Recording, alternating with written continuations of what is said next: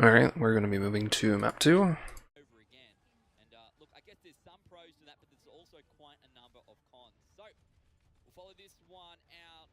The Sydney DropBears coming out on attack. Going to have a change up quite quickly there as well.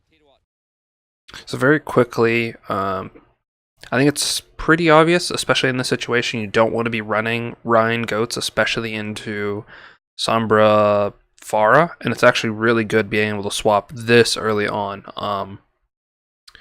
So they probably sit and spawn and wait till they see the Pharah before they swap, but there is an idea that you don't show on the Pharah because the opening spam that you will get, is that worth it for the fact that they will walk back and swap before they know? If you potentially do not show, they will assume that you're on goats and they will walk out further and you'll end up wasting more time and build your ult similarly as fast, but they will have made the swap later. So it's like a mind game thing where potentially you don't show on the Pharah and they don't swap. I'd say against better teams. Like if this was a lower tier team, you potentially just spam them because they don't know exactly what they want to do. But against DropBears, I think you're going to run into this problem where they know they need to swap and they will swap instantly. And so showing here with the Pharah, potentially countering yourself earlier is not the play. Just in my opinion. But it is nice to see that they're making this swap. They're making the swap, which is good, and it's nice to see that they aren't just playing goats on defense, but this jump from Davey is really bad. I don't know. He doesn't get booped.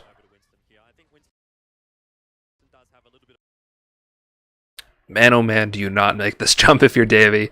So, against any comp, really, if you're playing Mercy Ana, it's all about getting an early fight, so you want to have a fight on the front line, where you're having a fight in this area, or this area, or this area. And wherever the team is going, you're fighting them super early. You're getting Ana pocket, you're potentially getting Mercy pocket, and your Pharah is sitting, hovering above, launching rockets into everyone. So you're contesting them super early and like saying, our Ana is free farming from the backline. She cannot be contested yet. She's free healing. If you do not have the same heal output, we are going to fight you here. What ends up happening a lot of times, especially in this comp, is Korean Brig will put a lot of pressure on your main tank or whoever's holding close, so you have to do that reset back. So it's very important that if you're taking a fight here, you're resetting back behind here. The monkey's jumping back here. The monkey's jumping behind the point, so he's going to be in a very safe location, but the Ana is going to have a chance to heal him, especially if you're looking to reset and you're jumping over here on coast, or if you're jumping over here. The other team has a Lucia, the other team has a Kree. They're going to be able to run you down, do long range poke damage on you, and it's going to be really bad. You're not going to be able to reset. So it's very important for you to reset where your Ana is and potentially give your Ana a chance to be in a position where then she can hit a nade. She can be in a position to really heal you up quickly, and so you can re-engage and hopefully get that fight back in the choke where you want it again.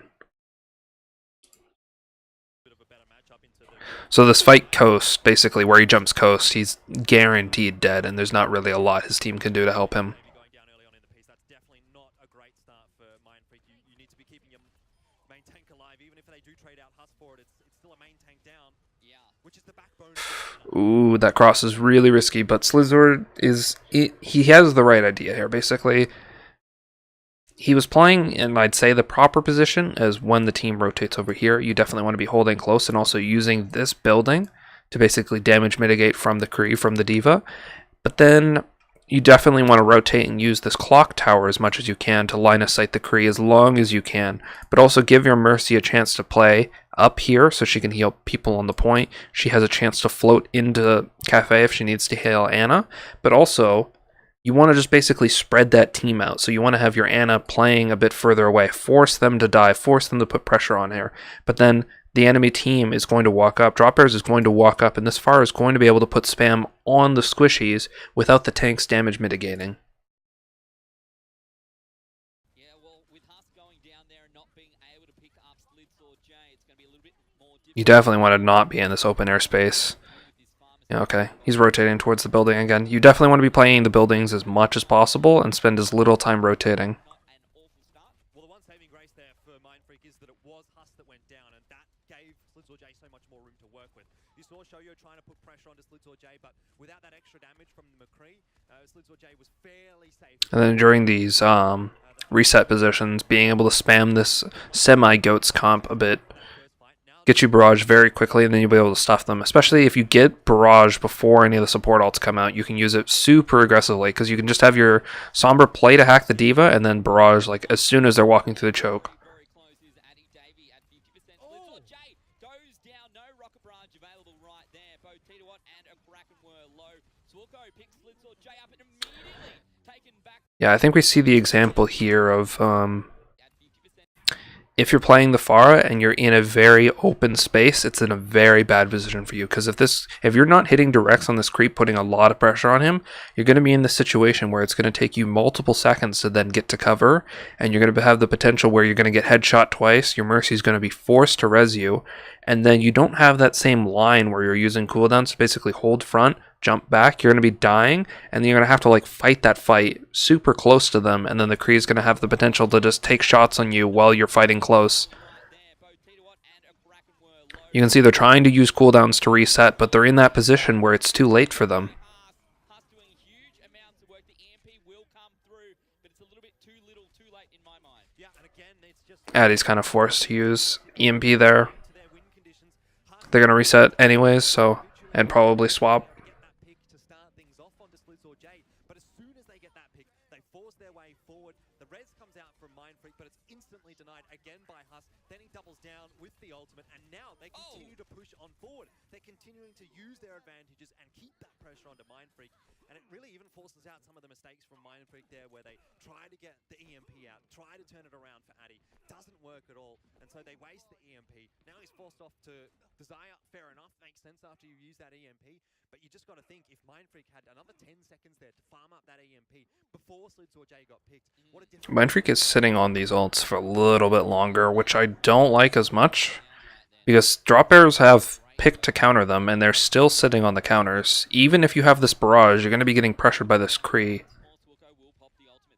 And you can see he's been taking a lot of damage as soon as he's in the open airspace. Even if he's getting pocketed by the Zen, by the Mercy, he's still getting headshot by the Kree. He's still getting discorded. So they got this fight in the open space, and they were able to use their ults, but it's not able to turn and make an advantage for them. And now they're swapping to the comp that they're going to play for the rest of the map, but they're in a position where really they're going to get one quick fight here, and they're going to have one ult versus 3 from DropBears, so it's going to be really tough for them to win. I'm not a fan of really sticking on these comps and holding your ults for the second fight on a second point, especially because it ends up being really drawn out, and then you get 1 to 2 fights on a point, and that first fight, if you do not win, is like a guaranteed loss on the second part. And then you also have like really bad ults where you're not getting farmed a lot, so like Swilko wasn't able to build much, Slidjor wasn't able to build a lot, Davey wasn't able to build a lot, and then you end up like start to getting rotated on, and then that's like a bad situation where you can have these situations where it's like 4.5 minutes plus time bank whenever a team caps, and it makes third point really difficult, as you have to have 3 or 4 good rotations of ults in a row. Otherwise you're going to lose the map with like a 2 or 3 minute time bank for the other team. Transcendence going to come out from Goobs, countered here by Bertlog and the sound barrier. The payload just paused for now. Davey staying alive as well, doing what he can with that shield. Eventually, Tito actually gets in there and picks Davey up. Must have been coming through with the hammer. Goobs, Slitzel, J both picked up. The payload will progress ever quicker now as 1 by 1. So this was basically just a trade of support ults, really. So there was a lot of trading of damage. The trance was used early by MindFreak. They did not get enough value from the trance. Davey ends up going for a very risky pin where he should definitely just be swinging. Then the trance is running out and the beat is coming out from DropBears, and so they are able to walk forward. Well, MindFreak is definitely having to disengage and run away because their Rhine is behind them, behind the majority of the team because he pinned away, and the trance is about to run out, so they're about to take a lot of damage, and then this beat is going to keep DropBears very healthy as they walk forward and do a lot of damage. Davey staying alive as well, doing what he can with that shield. Eventually, Tito actually gets in there and picks Davey up. Must have been coming through with the hammer. Goob, Slitzel, J both picked up. The payload will progress ever quicker now as one by one. So definitely when you're using support alts, your main tank needs to be intelligent in the fact that he's not pinning, he's not doing very risky swings. He's walking up either with a shield or when the support ult's coming out, he's in a position to start swinging. And then when the support ults are wearing away, he's in a position where he can hold shield and he can live and he can disengage. Oh no, going to get booped out of the way as the Earth Shatter comes through. That one works out, however. Tito is knocked down. Transcendence coming out from a Kraken. The payload very, very close. MindFreak used the grab with the self-destruct looking for kills. Finds a Kraken, that's not bad. Need to follow it up with more. Davey goes down, that's a 1-for-1 trade. Who is more valuable in this situation? I would suggest it's the right. You can see both the divas are trying to be behind the team. Shoyo doesn't really get dealt with. He gets to sit behind for a lot of this fight and do quite a bit of damage. Knocked down though by Christoph. That's a big pick for MindFreak. If he was allowed to survive for another 5 seconds, that could have spelled the end of But DropBears get staggered out, so it's fine if they get a complete reset here. back away at least one more time. At least one more shot here to continue this defense. MindFreak, of course, with the defender's spawn advantage heading towards objective C. When it comes to ultimates, Tito does have You can see they're in a bad scenario though. MindFreak needs to do something very aggressive. They need to get a boop, they need to get a shatter that will really win them out of fight so that they can continue to hold this economy but neither of where they can't afford to lose. So Swoko, I'd say, is in the right spot to make a play. down very well. It's one big Reinhardt Earth Shatter actually is going to find a Do have to be careful with that re-engage though. through. So the idea of the play is really smart. Pushing the Rhine forward, basically baiting them, and then going for the shatter after. You have to have a good idea of what you're going to be doing after though. If the rest of your team is splitting up and you don't have a support ult to help you after the fact, then you're going to be in a very bad position. So all of this looks good. But as soon as this beat comes out from Bertlog, all these members that are now low are going to be standing up from the shatter, and then the rest of MindFreak members are now in a bad position with no support ult to end up backing them up. So at first it is a really good position and it's a good punish, but the beat ends up keeping them safe, and you can see as these members of DropBears stand up, they end up having more shields on him, and then they end up being in a really bad position as they get grabbed. They are then in the bad position where they weren't able to win the fight instantly from that play, so then they start to get turned on, and then they're in the bad position even though they were in the advantageous position just a second ago. Earth Shatter actually is going to find a decent start, but the DropBears follow through with all of the damage. Yeah, not only the damage there, but also the shields. Bertlog, you have to give credit there, avoiding the Earth Shatter. He saves his team, and he also is a big reason now why they've been able to finish it off right here and now. That was a good Earth Shatter out from Davey, but the fact that it doesn't hit... Yeah, I agree. That was a play they needed to make. Like, if you're on a losing team where you suspect that you're going to lose the next fight, you do need to do something aggressive. So I do like when teams make the aggressive play, go for a sneak boop into shatter, do the thing that they need to do, but the next step after that is basically recognizing, even if you get that off, part of the micro play that you could understand as a team is they are going to panic, they're going to overult. Let's not put ourselves in a bad position. Let's get that play off and either play to get that insta-kill, so have the Zen and the Zarya ready to burst that person who's on the ground and not commit all the members to the front line who are then going to die quickly after because they're not going to have a support ult to back them up. But understand that the other team's going to panic and they're going to overult. Play to win the longer fight off that play. That gains you the tempo. And that's what this goat's That comes very much later, though. Like, that is very through with the Reinhardt. macro heavy from a GOATS team that has to like understand a lot of circumstances. And in the moment, if you're not super experienced with like playing around all those, then it's going to be very difficult to like do in the moment. So Shoyo, though, somehow finds Goobs. Of course he does. Will get traded back, at least the mech does, though that's a start coming up from MindFreak. Davey going to go down, and that's probably going to be the end of that. The rest of the team going to have to fall back towards spawn. Pretty standard stuff for Sydney DropBears. So the Winston team versus Ryan team on defense. The Winston needs to be getting cooldowns out and using his shield, dropping off the high ground, zapping and cleaving a large amount of people. The Diva has to do a similar thing where she's shooting people in the back, and then you're resetting far away from the Ryan team so you don't get run down. So they did that well, but Shoyu lost his mech early. I'd say against a better team, the Zarya can then walk up and punish much harder because she won't have the same threat on her, getting her right clicks eaten, and the damage mitigation isn't the same. Already taking a ton of damage very early, going to go down. It's actually Titawat coming through the primal rage, but two big quick picks come through from MindFreak, but it won't matter. The DropBears followed up with two of their own. Perhaps MindFreak. Yeah, DropBears are just going to get more cleave. Like, if the Winston's getting, if there's no pressure on him and they're trying to rotate through the choke like that, so I guess we can check that fight one more time. To trance their way onto the point or something absurd. So it definitely can make a big difference. MindFreak. So I'd say this rotate is actually kind of poor.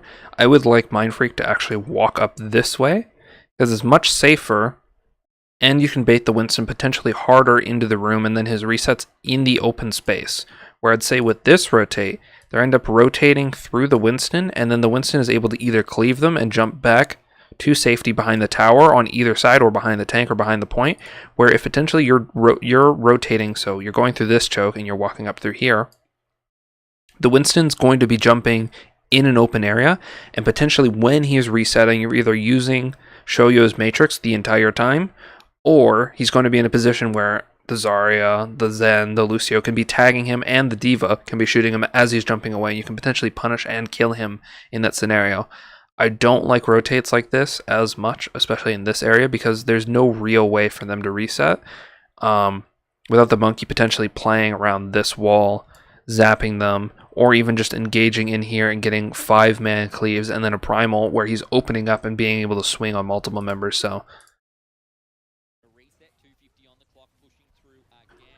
you can see as he comes in here, he does so much cleave damage. Even though he's getting burnt very quickly, he's potentially getting 4 or 5-man primal punch hits where it's hitting multiple members, and his leaps are getting resets and doing a lot of cleave damage as well. So it didn't look like a great situation for Syndey DropBears at the start, did it? Where Titawat, he was kind of stuck in there, but what MindFreak, or what even I failed to realize, is that he had primal rage, and as soon as he gets into that 1000 HP raging monkey mode, he's able to completely clean up MindFreak. Now they push in with a lot of ultimates though, so this is a good chance for MindFreak here. Yeah, this is the one they need to win. Bertlog about to have sound barrier, however, the DropBears, between their two support ultimates, will this be enough with a little bit of smart play, self-destruct? Over the top, doesn't find anyone. Transpop by Goobs, that's going to finish up. Christoph going to get D-Mech. Davey still alive though, still 6 and 6 right now. But one of those teams has a baby Diva. Grab going to come out now. kind of want to review this fight after, but The first one down. MindFreak with a little bit of an advantage here as well. there's a lot of micro things that are happening. Sound barrier going to come out from the DropBears. CKM going to start making his way back through. Another self-destruct coming, looking for kills, but it's Titawat here. The primal rage is available. Before it was so effective. Can he use it again? Okay, we can go back and watch this. So it's a long fight. There's a lot of things that happen, but it's important to go over all the different things. So This is a good chance for MindFreak here. So MindFreak do have a chance to win this fight if they play it properly. You can see in this scenario where I was saying before, if they path this way, it's much harder for Titawat to actually reset properly, especially if he wants to use cover. If you were forcing the Winston to do this deep peeking where he's playing in a room, it's very hard for him to actually be resetting, because he either needs to walk out into the open to jump away and he can be potentially chased or just shot in this open area, or he has to rotate and try to jump out of this room that has like a very small roof, and it's very hard for Winstons to do that, and their jump becomes very predictable in the fact that they will jump very far away, and then you can have your Rhine and the rest of your team engage elsewhere. So having fights where this is where you're controlling the Winston, he doesn't have many options. He is going to play in this area. It makes it very predictable and very easy for your team to make plays after that fact, because then you can basically control, all right, we know where the Winston's going to be, we'll force him to jump, then we'll go for the aggressive play. So this is the play you want. Also, when you're using Brigall like this and everyone's getting armor, this monkey is doing less damage, especially because the armor is on top, and so the monkey's cleave is doing half damage right now. So even though he's cleaving a lot of members, he's going to be getting less value, so it's not going to be doing as much damage. Your team's going to be healthier, and then you're going to be able to walk up and actually punish much quicker, especially if this Winston isn't using his resets properly. However, the DropBears, between their two support ultimates, So I'd say this is good overall. Like, they have walked forward. The only problem that they have is the Zarya sitting behind them that gets the grav, but this is the play that you want to do. You want to set up an offensive line, so you're playing aggressive, you're waiting for the monkey to walk up, use his cooldowns, jump away, walk away, and then you want to walk aggressively like they are. So you can see all the members are playing aggressively, and the rest of the members of DropBears are playing a bit further away from the point. And then you look to punish with multiple members on the individual person that you pick. with a little bit of smart play, self-destruct, transcendence all coming through. Over the top, doesn't find anyone. Transpop by. They end up having to invest a lot of ults to keep this fight going, where I think it's okay to do this, but they still lose mech.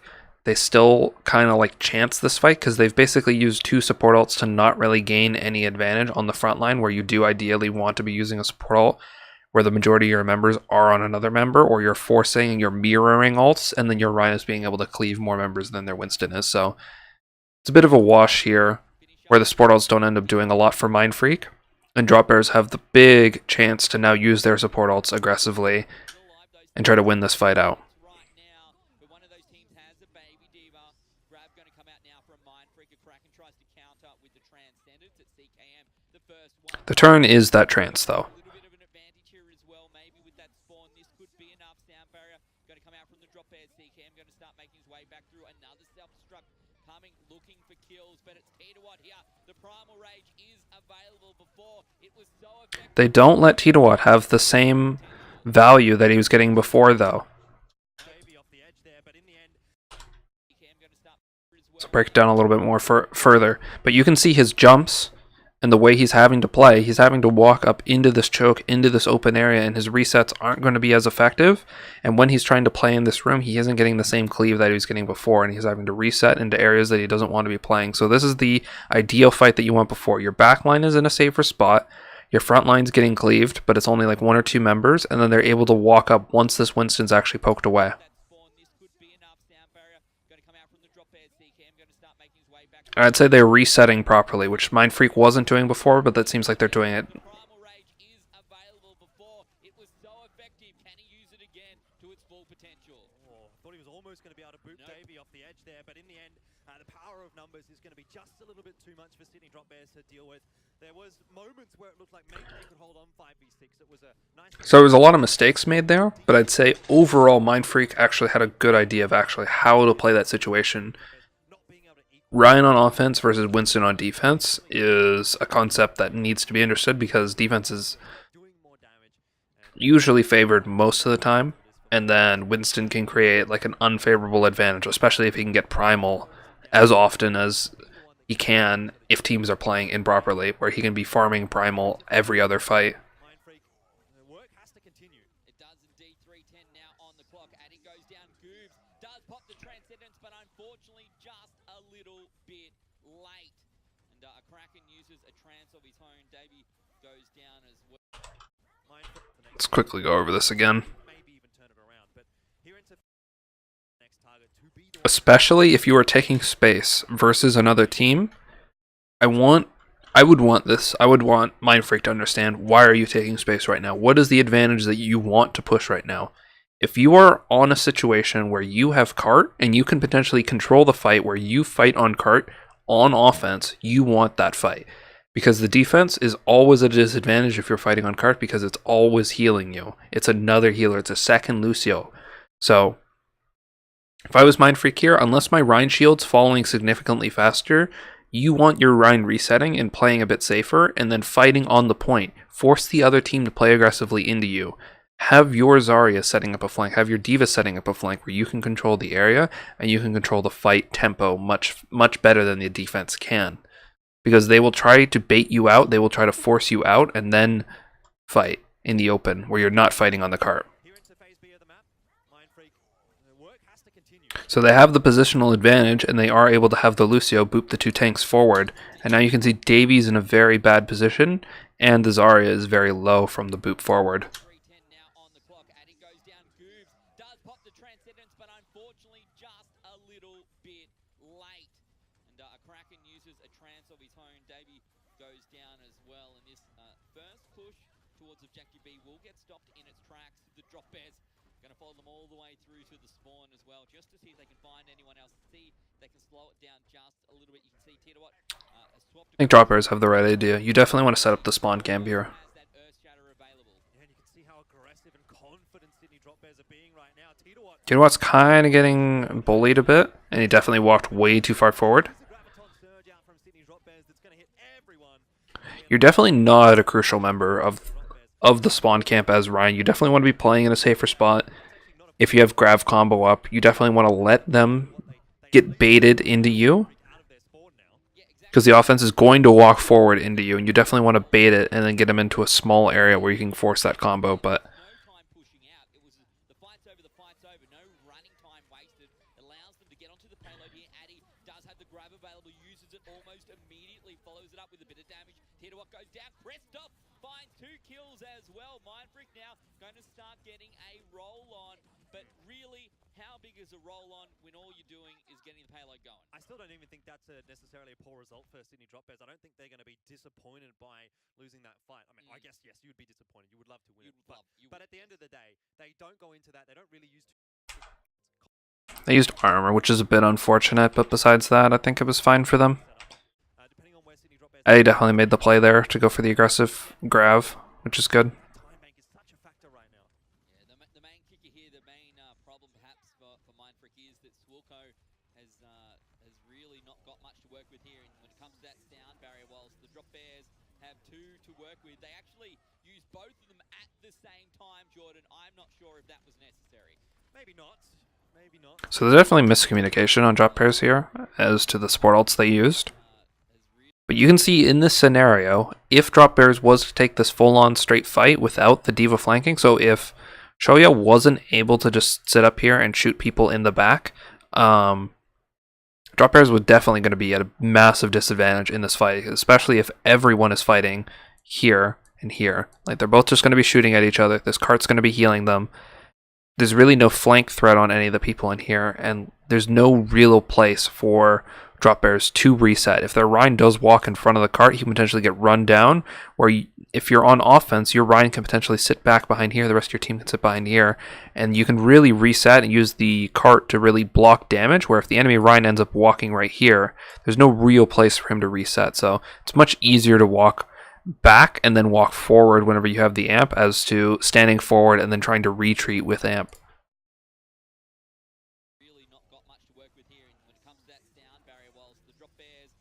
So you can see the idea that DropBears had was definitely use a support ult and walk forward.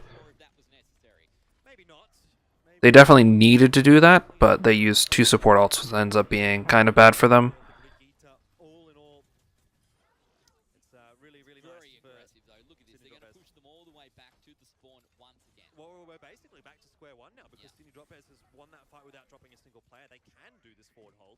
And MindFreak, well, they now need to win again another probably 3 fights. But look at the time that they've got on the board, 45 seconds. This is looking like this is where map 2 is going to end. Huss sitting up here with the grab available. The question is, can he use it without D.Va finding the right click? Titawat has an ultimate available as well. Grab going to come out very, very quickly there. The rest of the team follows up. Slitzel, Jay goes down. DropBears definitely have the right idea here. If you're able to control the spawns and really force the enemy team to fight in a spot that they don't want to, you force that fight all day long. Especially because they're eating up the time bank, and MindFreak definitely want to like try to get to cart, and they're definitely not going to be thinking as well as they like.